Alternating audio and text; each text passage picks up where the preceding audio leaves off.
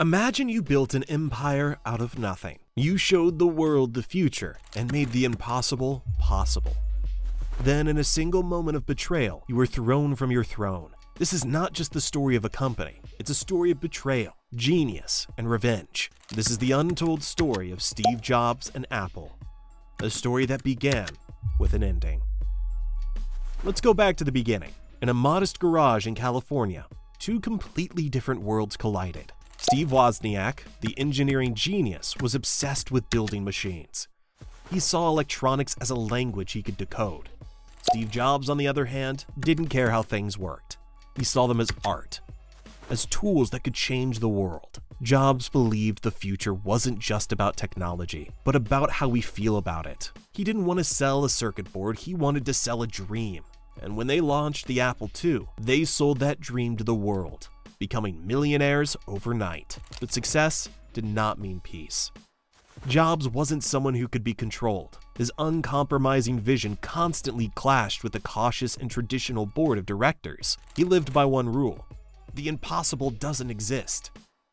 The philosophy led to the launch of the Macintosh in 1984.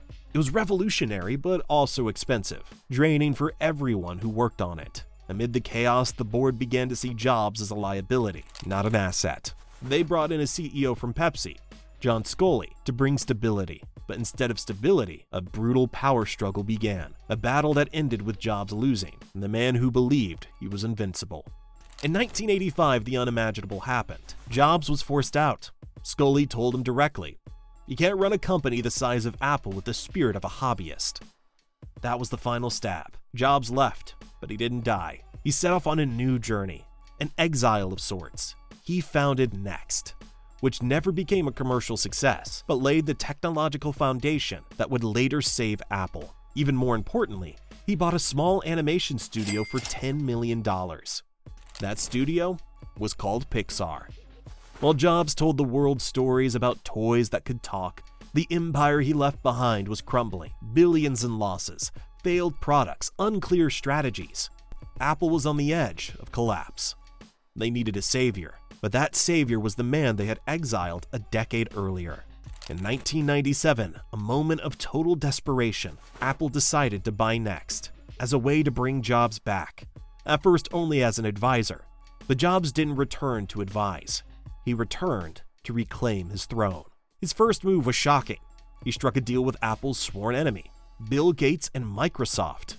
In a stunning announcement, Gates revealed a $150 million investment in Apple, saying, "I'm here to believe in Apple."